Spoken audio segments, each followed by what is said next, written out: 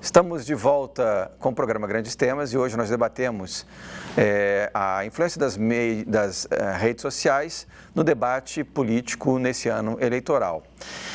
Nós temos uma questão que vem de um telespectador e que pergunta o seguinte: a última pesquisa de mídia brasileira mostra que 34% dos brasileiros ainda não possuem acesso à internet. Dos que possuem, a maioria são homens e vivem em grandes centros urbanos.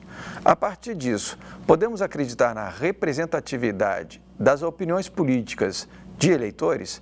Pergunta de Ana Carla Pedroso, estudante de comunicação aqui de Natal. Renata, você quer começar o comentário? Posso começar. Então, esse é inclusive um dos problemas que entravam na discussão quando a gente falava de esfera pública conectada, que era justamente a falta de representatividade, né, dentro dessa esfera, dentro da discussão política.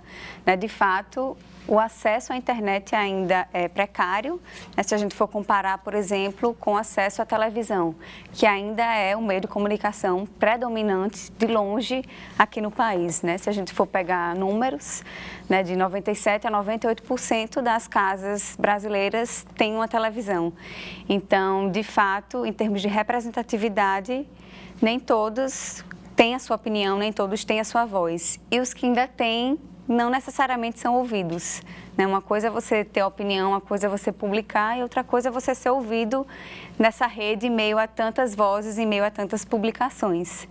Então, dentro dessa discussão política na internet, dentro dessa polarização, né, entre A e B, entre preto e branco, entre esquerda e direita e tantas outras polarizações que a gente vê, não só na política partidária, como eu falei, como em outros tipos de política, a representatividade ela continua sendo uma questão chave dentro da discussão da democracia, né? Dentro da discussão dessa representação, dessa esfera pública que a gente vê conectada.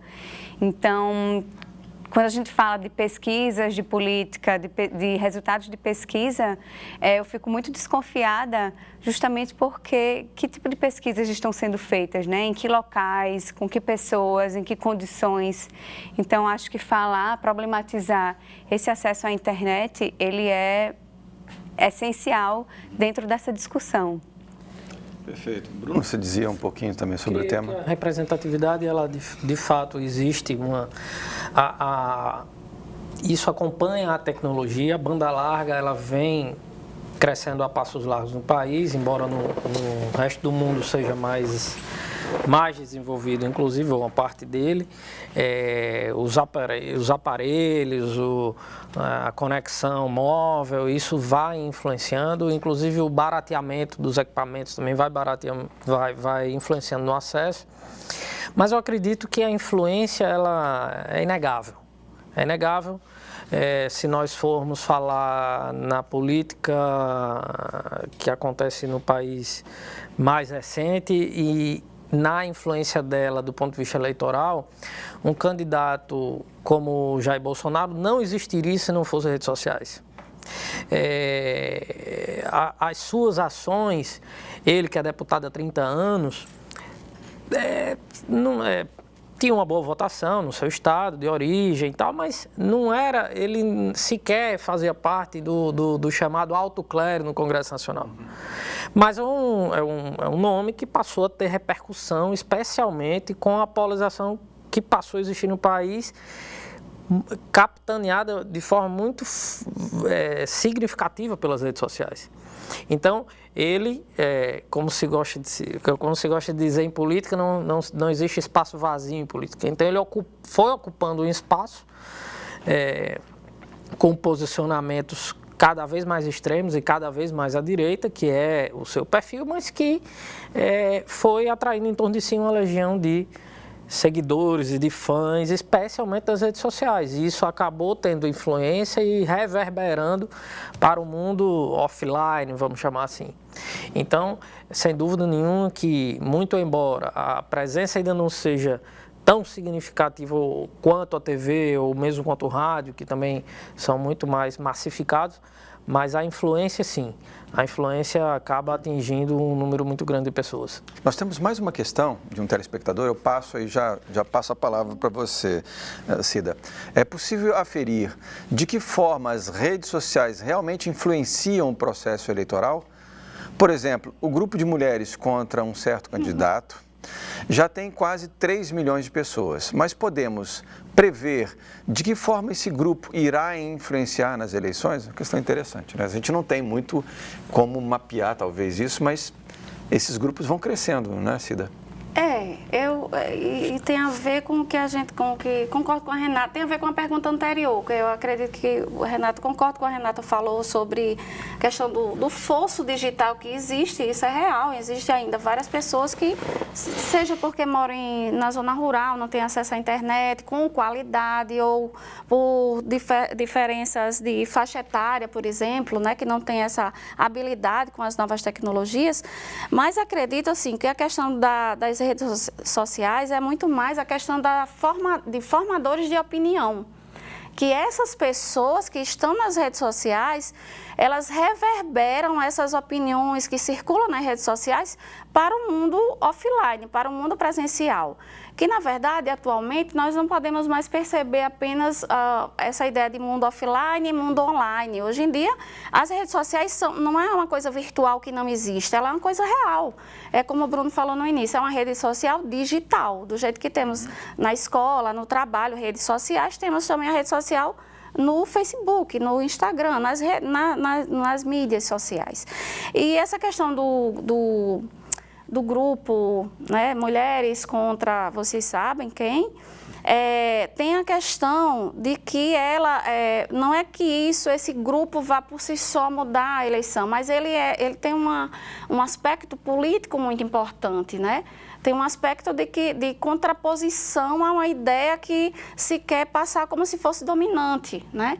Que, como o Bruno falou, esse candidato ele não existiria se não fossem redes sociais. E nós vimos acompanhando as redes sociais dela, eles têm mais de 10 milhões de seguidores, quando se soma o Twitter, o Instagram e o Facebook desse candidato, ele tem mais de 10 milhões de seguidores. Mas até onde esse número não está inflado, até onde não tem perfis fakes, né, perfis falsos, que estão acompanhando justamente para dar essa sensação de maioria, para dar essa sensação de que isso é relevante, é mais importante do que outros candidatos, por exemplo. Essa questão que fica, né? E a questão da representatividade do grupo em si é mais por uma questão política mesmo, de você ver, perceber que há, e justamente isso você começa a perceber que ele sai da discussão da própria rede social, como um grupo que foi criado na rede social, mas se você abrir a Folha de São Paulo, se você abrir o G1, se você abrir o Globo.com, uma televisão, vai ter uma matéria falando sobre aquele grupo, né? Então, essa é justamente isso, é você reverberar a informação que circula na rede social, né, com formadores de opinião que trazem isso para esse mundo presencial, para chegar ao conhecimento das pessoas que não estão com acesso à internet. E o próprio grupo tem repercussões reais, né? Repercussões presenciais. Isso. Como as manifestações que foram marcadas agora, né? Nos próximos dias. Dia 29. Que nos fazem lembrar bastante as manifestações de 2013 aqui no Brasil, de 2011, né? Da Primavera Árabe, por aí vai. Descentralizadas. Agora, sim, como eu disse também, eu entendo que nós estamos aprendendo a lidar com o meio, para o bem e para o mal. Né? Então, as manifestações, principalmente lá no início de 2013, elas eram organizadas através das redes sociais. Né? As pessoas marcavam, vamos todo mundo se encontrar lá em determinado local e tal. E em um determinado momento, sem que as pessoas também percebessem, alguns grupos passaram a atuar meio que espontaneamente, que aí depois ficou muito claro que isso não era tão espontâneo, já existia um planejamento por trás, mas fazendo uso dessas duas coisas, do sentimento e também do meio, para poder organizar melhor, e aí outras manifestações foram surgindo e grupos políticos foram se apossando também desse sentimento para poder promover outras coisas. E é nesse espaço que tem surgido situações ou candidaturas ou movimentos, né, que chamam a atenção aí. Mais recentemente, inclusive, agora que está em andamento, pela própria dinâmica do meio, as mulheres iniciaram, por iniciativa das mulheres, várias campanhas contra o candidato. E começaram a exercer pressão social através das mídias sociais, pressão social, inclusive para que outras pessoas também se posicionassem, né, artistas, celebridades, etc. e tal, e aí isso vai acabando criando um movimento, cria uma onda, um movimento real, né? Que meio que dá uma credibilidade maior para esse movimento, né? Porque como ele começou sem um foco, sem uma liderança, né, sem muita visibilidade, digamos, de um eleito, de uma liderança que tenha já uma certa credibilidade no meio midiático, né? Então eles meio que cobram dessas pessoas, né, de celebridades, de artistas, que de certa forma já têm um histórico de envolvimento, ou não até, né, de pessoas que nunca foram envolvidas em protestos políticos, em posicionamentos políticos e agora estão sendo cobrados. Então eles cobram dessas pessoas justamente para dar uma credibilidade maior, para que o movimento ele acabe sendo inflado, se enche e realmente crie uma repercussão ainda maior do que ele já tem. Exatamente. Inclusive, professor Renato, por falar em credibilidade, quanto mais esses movimentos eles crescem dentro daquilo que a legislação autoriza, né, evitando ali os abusos, os excessos, ele acaba crescendo exponencialmente, porque ele cresce dentro de uma legitimidade que encontra respaldo não só nas redes sociais, mas no mundo real, mas principalmente no mundo jurídico. E aí, muitos alunos, inclusive, me perguntam, professor, Daniel, o que é que eu posso fazer nas redes sociais? Será que eu posso divulgar o local que o meu candidato vai? Será que eu posso postar um vídeo? Posso criar um vídeo dizendo que eu voto? Como é que eu posso fazer isso? E, obviamente, a resposta é positiva, porque, como eu disse aqui no início, a Constituição garante essa liberdade de expressão. O que ela vai, não só a Constituição, mas também a legislação eleitoral específica, vai coibir são os abusos, são os excessos.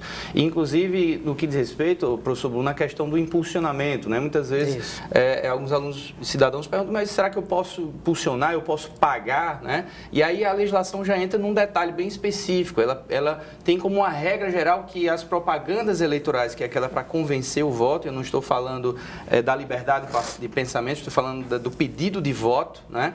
Ela proíbe a propaganda paga na internet como regra. Ela permite, excepcionalmente, que candidatos, partidos e coligações impulsionem, mas deixando claro que aquilo é uma propaganda eleitoral impulsionada e isso é objeto de uma fiscalização do sistema jurídico eleitoral.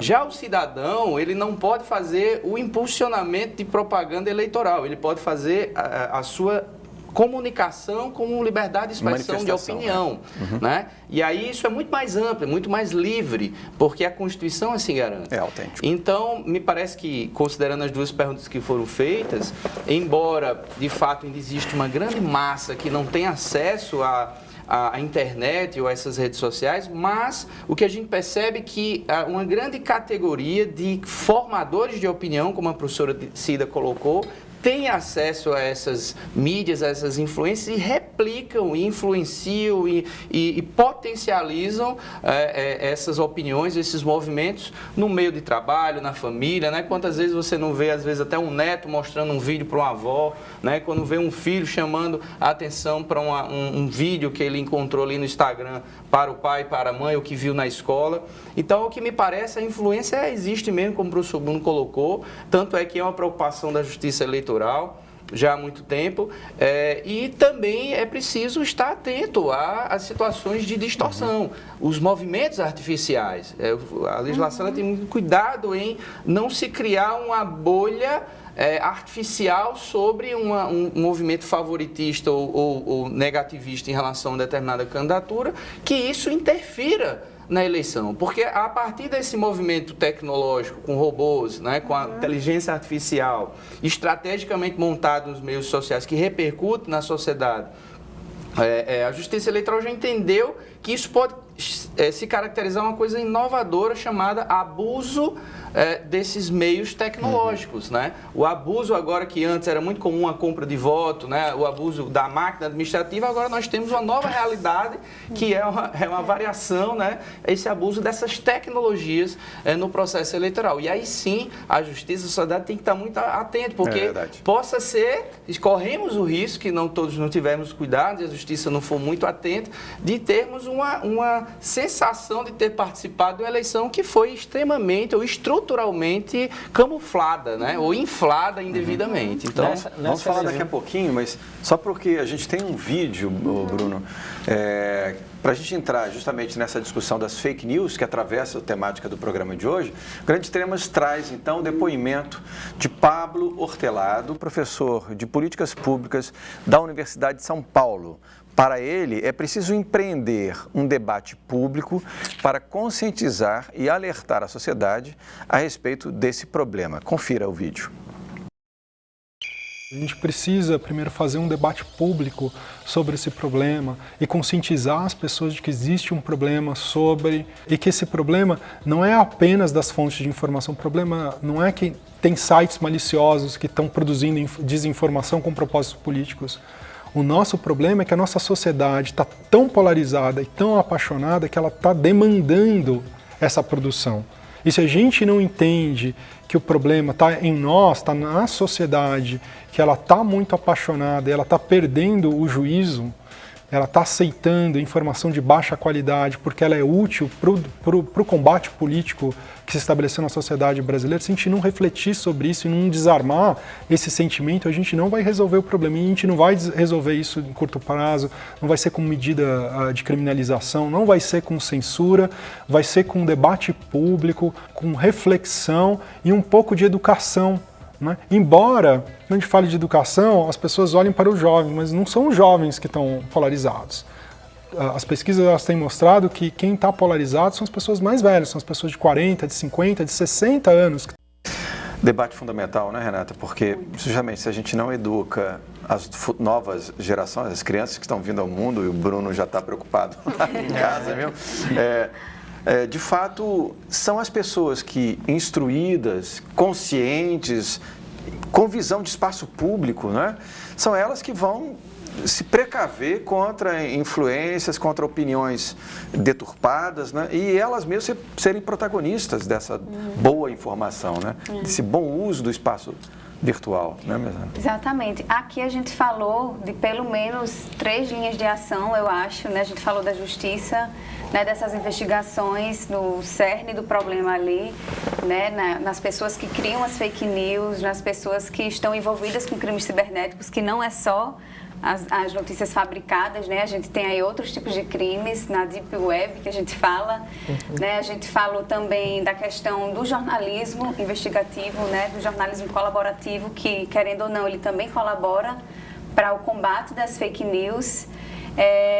E aí a gente falou também das iniciativas das empresas de tecnologia, né, do Twitter, do Facebook, do Instagram, do próprio WhatsApp, que eles também estão tentando combater de alguma forma essas notícias falsas, a desinformação, enfim, essa loucura aí toda que a gente vê hoje, essa desordem informacional que a gente vê na sociedade.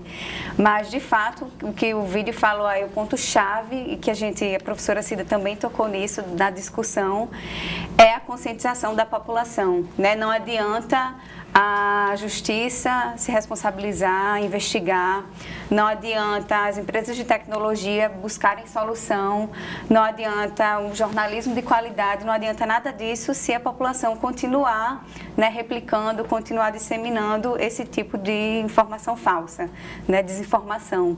E quando a gente fala em fake news, enfim, fake news é até um conceito problemático, tem autores na nossa área que discordam, tem outros que concordam, porque fake news realmente é o mundo, não é só a informação fabricada, mas às vezes, por exemplo, uma informação que é posta fora do contexto, né? Vocês já devem ter recebido... Campanha eleitoral, então, é o que mais acontece. Vocês já devem ter recebido aqui grupos de WhatsApp notícias que foram publicadas há 5, 10 anos e são colocadas como se tivessem sido publicadas no contexto atual. Exatamente. Né? Que, por exemplo, isso não é tido como uma fake news, ela não foi fabricada naquele contexto, naquela estrutura de profissionais, de crackers, de pessoas que fabricaram aquela informação, né, com intuito econômico, político. Mas ela simplesmente foi um boato que foi criado por uma pessoa como eu, como você, né, que colocou aquilo ali, ela foi circulando e gerando a repercussão. Né? Então, a fake news ela vai muito além do que a notícia fabricada, né? Ela é realmente a desinformação. Então, a conscientização da população, ela é fundamental para o combate desse tipo de desgraça, né? Que acomete a sociedade. Eu acho, Renata, que esse a Cida estava comentando isso agora há pouco, né? Eu acho que esse, de fato, é o cerne dessa questão, né? Porque é só um cidadão bem informado, né, consciente de si mesmo como parte de uma sociedade, uma coletividade, entendendo essa sociedade com um olhar crítico sobre as instituições, é que vai poder justamente fazer esse primeiro filtro, né? Porque é ele quem vai se dar conta da qualidade ou não daquela informação que ele recebe. Mas tem uma coisa que me preocupa, eu acho que esse é o centro da questão, Renato, concordo contigo, mas que nos preocupa muito, que foi objeto de uma análise da Fundação Getúlio Vargas, que são os robonetes, né? Porque aí o problema é que a gente está diante de um ataque de perfis robôs, né, que multiplica, a Cida estava comentando isso agora há pouco, né, multiplica numa velocidade inumana informações, sejam elas falsas ou não. O fato é que isso contamina, né, o debate, porque não é a opinião de pessoas, é apenas a disseminação de conteúdos numa velocidade alucinante e feitas por perfis automáticos, que na verdade é só um algoritmo que fica multiplicando informações, né, e que atravessam o debate, não instruem, não qualificam o debate. Então isso é de fato muito preocupante. Essa pesquisa então da Fundação Getúlio Vargas foi realizada na semana de 8 a 13 e detectou a presença de 5.932 contas automatizadas no debate, apenas no debate, sobre as eleições e os presidenciáveis. Esses perfis geraram 19.826 publicações, entre títulos, tweets, 10.049, retweets, 9.777. Então, assim, é uma interferência de robôs que, na verdade, não faz amadurecer justamente a opinião pública a respeito desses temas. Eu queria ouvir um pouquinho vocês aí. Essa questão dos robôs sociais, né, social bots, né, que chama, eles são, na verdade, eu acredito que as várias áreas, tanto comunicação, a computação, enfim, cientistas políticos, ele na verdade pega todo mundo de surpresa, né? É uma novidade, digamos assim, e estamos ainda tentando. Nós conseguimos, por exemplo, a Fundação Getúlio Vargas, né, a DAPP, ele tem uma pesquisa que ela consegue mensurar quanto de contas, né? Até essa sua pesquisa até dia 13, eu vi uma hoje, acho que até ontem, que já mostra que tem 13% de robôs atuando nas eleições na semana, de terça para hoje, terça passada para hoje. Então, assim, é um número muito grande, né? Quando você pensar que 13% do que circulou de informação sobre as campanhas políticas no Brasil foi tudo gerado por contas por robôs sociais. E justamente essa questão da velocidade, né, que você consegue muitas vezes dizer que tem vários critérios, né, segundo a metodologia, para dizer quais contas, que perfis são robôs. Mas você não consegue dizer de onde são, ou quem mandou e quem contratou esses robôs. Muitas vezes, como nós vimos nos Estados Unidos, que a gente sabe que eram contas russas, robôs de contas russas que influenciavam as eleições dos Estados Unidos. E outra questão que é bastante complicada é a questão dos ciborgues, que são chamados dos ciborgues, que são contas que são de humanos, que têm interações humanas, mas que eles cedem para robôs. Por exemplo, o meu perfil eu posso ceder para um robô em determinada causa que ele vai publicar no meu perfil. Então, como é que a nossa tecnologia ainda está... E assim, a tecnologia, ela é muito rápida. Cada vez mais ela imita mais as ações humanas. Então, daqui a pouco, outros robôs não vão conseguir... de reconhecimento facial, reconhecimento de voz. Inclusive, professora Aparecida, isso que você está colocando, é importante lembrar que o perfil fictício que divulga propaganda eleitoral é um ilícito eleitoral. É proibido que haja o uso de um perfil inexistente ou falseado para divulgar informações positivas ou negativas. Então, mais uma vez, o desafio, como você bem colocou, se existe ciborgue, se existem tecnologias que tentam dificultar quem de fato está emitindo essas mensagens positivas ou negativas, você veja o tamanho do desafio da justiça eleitoral e da sociedade. Porque o direito, tradicionalmente, ele acompanha as evoluções sociais, mas sabem vocês que as evoluções sociais são muito mais rápidas.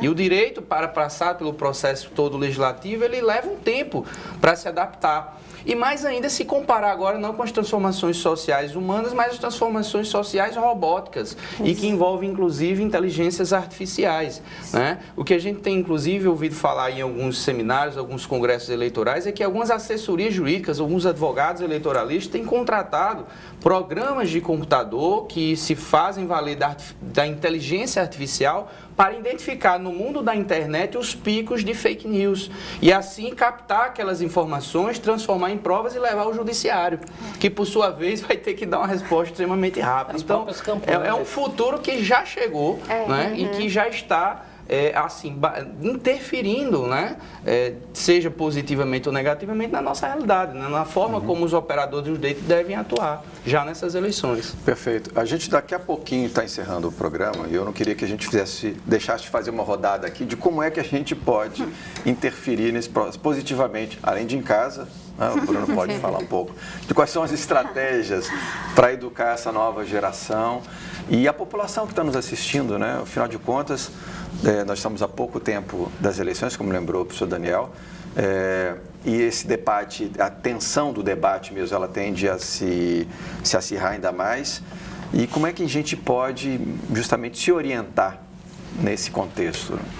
Começo contigo. Por conta dos processos eleitorais, a gente acompanha bastante pesquisa qualitativa e uma coisa interessante é que as pessoas, ao ouvirem ou ao comentarem sobre uma determinada situação de fake news ou de um áudio que circulou, uma notícia que circulou e tal, as pessoas tendem, naquele ambiente mais ou menos controlado de resposta, de pesquisa e tal, tendem isso aí é claro que isso é falso, não acredito, isso eu não compartilharia. O que traz a discussão para o campo da pós-verdade. As pessoas tendem a compartilhar aquilo que elas querem acreditar como verdade. E aí você tende dentro daquela bolha que você tem em torno de si, você acaba estimulando para que as coisas... Porque os robôs... O problema não está nos robôs, está no que o robô consegue influenciar nas pessoas reais, para que essas pessoas mudem de opinião ou se engajem numa determinada causa, etc. e tal. Então o desafio não é muito simples, mesmo que o educacional para as novas gerações é de tentar não acreditar em tudo que vê, de tentar entender mais ou se aprofundar mais nos temas do que simplesmente ser raso como a gente costuma ser. Eu digo que a gente tem toda uma geração de leitores de manchete e muitas vezes o problema não está só no robô, o problema não está só na tecnologia, o problema está no fato de nós sermos muito rasos. E se a manchete ela está colocada de uma forma que nos agrada, a gente compartilha. Às vezes uma mesma notícia pode ser, uma mesma verdade pode ser narrada de formas diferentes e de formas a agradar determinados setores ou a outros setores. Então é um grande desafio para as próximas gerações, mas eu acredito que elas já nascem nesse ambiente com muito mais facilidade de entender e de lidar com ele, porque já são digitais. E nós, como analógicos / digitais, temos mais dificuldade de entender, porque toda a nossa formação ela foi analógica. E na dinâmica digital tudo acontece de forma muito diferente. Perfeito. Então tem essa fundamental, como a gente estava dizendo antes, muita educação, né, para formar pessoas capazes de estabelecer esse filtro elas mesmas, né?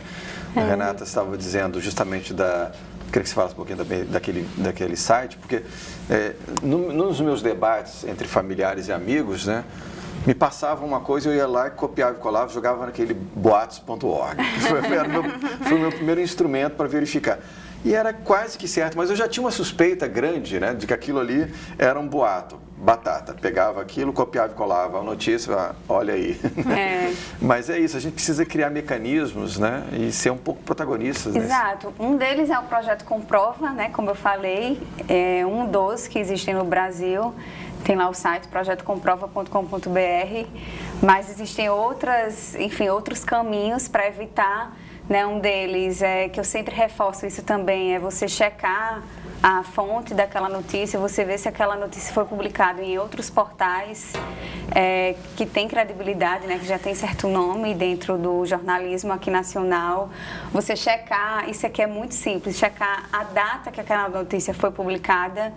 E isso parece ser algo óbvio, mas na paixão, né, naquele momento de emoção, de subjetividade, você acaba que compartilha aquilo sem checar simplesmente a data de publicação, né? E às vezes também checar se aquela mensagem foi encaminhada ou se aquela mensagem vai, de fato, né, fortalecer muito o argumento seu. Enfim, são ações pequenas que levam segundos de duração, mas que podem muito evitar o compartilhamento de fake news. E aí, mais uma vez, eu bato na tecla da conscientização, né, da população, e eu concordo aí em parte da questão de que esses pequenos, eles já nascem sabendo. Né? De fato, há um trato mais natural dessas tecnologias, uma facilidade que a gente...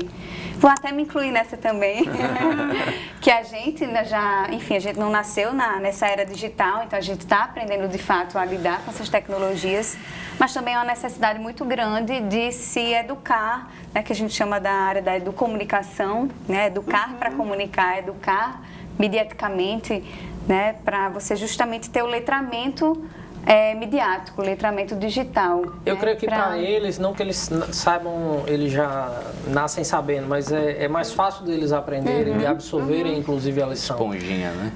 São nativos digitais. Nativos digitais e imigrantes digitais, que acredito que, não sei, Renata, mas eu pelo menos sou nativa, imigrante digital. Já podia fazer os comentários finais, então, aqui, Cida e Daniel.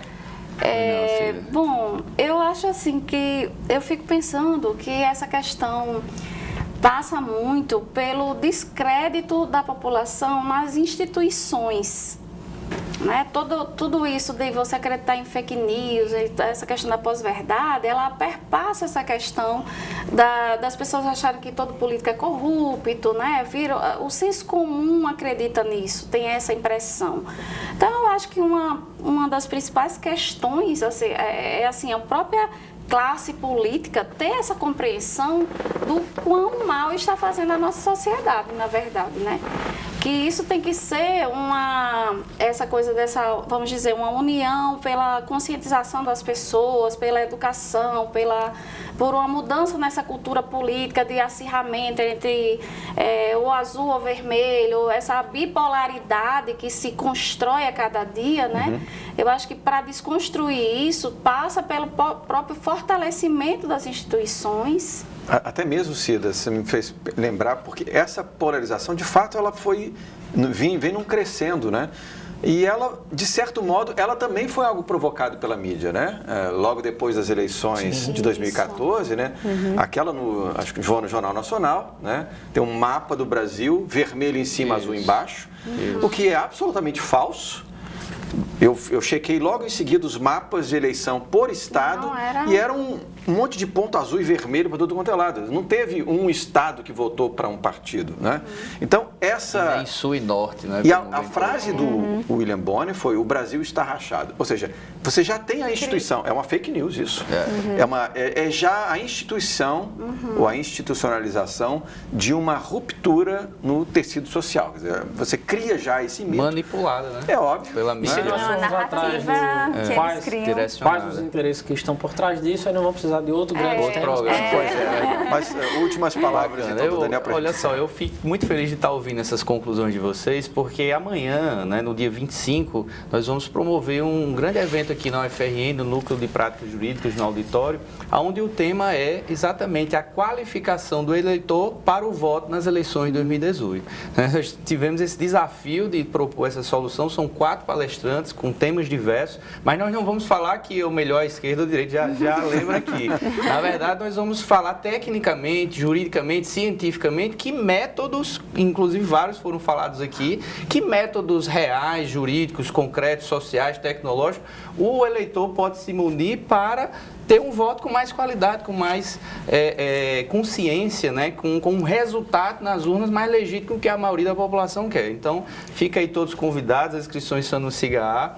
E a minha conclusão é nesse sentido, é de educação cidadã, é um processo democrático, é uma Constituição de 88, ou seja, são 30 anos de democracia, são muito jovens ainda, mas eu diria que o Brasil é um jovem que está aprendendo muito, seja à força ou seja com muitos solavancos, mas isso faz parte da democracia e de todas as evoluções que a gente tem percebido nas democracias. Então, acredito que a saída é sim a educação cidadã, é se informar de várias fontes diferentes, né? Tentar sair dessa bolha virtual. Acho que um exercício importante que até você colocou, Sérgio, é o debate ali em família, é o debate com os amigos, um debate natural, sem ser aquele onde as armas são logo puxadas, mas um debate que seja realmente de ideias, para você tentar entender.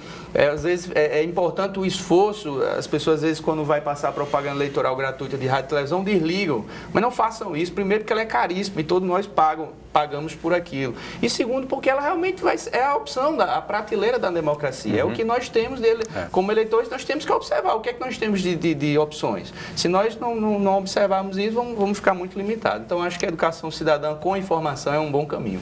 Perfeito, Daniel. Bom, eu queria agradecer a todos vocês, Cida, Daniel, Bruno e Renata, pelo debate belíssimo que a gente fez hoje e esclarecedor para a população que nos assiste. O programa Grandes Temas, então, fica por aqui, mas você pode continuar conectado com a gente pelo Facebook. Lá você acompanha o tema e os convidados dos próximos programas, pode rever programas anteriores e também não se esqueça de enviar sugestões de temas que você quer ver debatidos aqui no Grandes Temas. Então, curta a nossa fanpage. O programa Grandes Temas também está no canal da TV Universitária no YouTube. Então, eu agradeço a sua participação, a sua audiência e até a próxima segunda-feira. Uma boa noite a todos.